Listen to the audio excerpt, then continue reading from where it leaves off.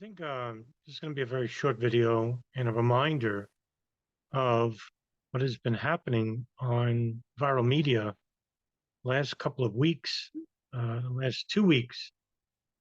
But it's been catching my attention the last couple of days about this very narcissistic and trivial attitude within the liberty sphere, especially on Twitter.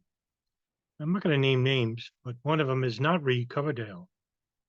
But there have been other people who have been quite content on just maligning themselves into this very uh, troubling and problematic atmosphere of he said, she said.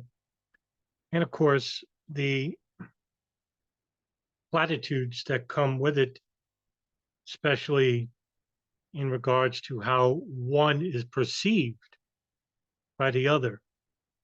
And this is something I was worried about maybe about 2 years ago when I made a video suggesting that certain people in the liberty sphere was siding with the conservative movement regarding the right things that they were saying about the left. Well, what has happened in the last couple of days is the following. You've had a number of people in the liberty sphere who basically have gone on a sheer, almost very self aggrandizing rampage of tearing the other person down. And whether it's from a preconceived beef or a real beef.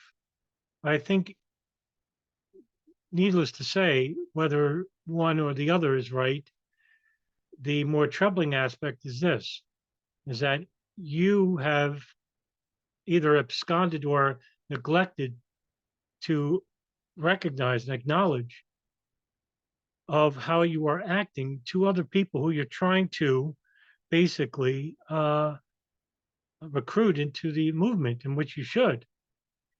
And since most of you are very young men and women, you have been uh, quite uh, influential in the short run, which has been very good. But as of late, you have not done yourself any favors, especially at a time where you could definitely take advantage of it, but you have not. Just 4 days ago, we had a false flag, so to speak, regarding China. This is the war that I think is going to replace the Ukraine war of the left. And what has happened is that you've had a lot of media pundits from the conservative stations, people like Megyn Kelly and Ben Shapiro, and of course, Jack Posobiec, all masturbating to this scene of having the United States retaliate in kind. But what did you do? You basically were so self absorbed in your own bubble regarding how you can basically trivialize and subject your fellow libertarian by degrading him and her. And this is not a generalization, mind you, of all the libertarians, but my God, for those on the, very centrist or very uh, ANCAP regarding libertarian thought, well, this is the time to basically get together. I mean, isn't that what Ron Paul was all about when he was the major influence behind the libertarian movement? Anti-war is the message. The threat of the human existence on Earth. And if you're basically acting like this at a time where our existence hangs in the balance of a nuclear war in Ukraine, and of course, a looming nuclear war with China, and of course, Iran's hanging in the balance, what good are you? Well, heck, why don't you just let the Democrats and Republicans run the show, for that example? What I'm trying to do here, and I don't think it's actually working, but I'm trying to get some sense into you to basically drop all the needless, tireless banter, self aggrandizing banter, and this notion of trying to tear down each other and trying to moralize your own arguments.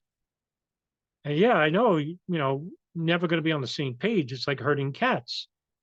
However, you can get on the same page because all of you agree on the premise of Ron Paul, which is anti-war. And so I hope my message will reach some of you. And I'm not a very big channel, but that's fine. If I could reach one of you, well, then my message is, and the goal of what I'm saying here is complete. But if I could reach more of you, that'd be great, because we need you now more than ever. Who are we? Well, the public. At a time where we're most divided, more maligned by the divisive, trivial issues, domestic issues of the state, when we should be concentrating on the bigger issues abroad that are happening in our name.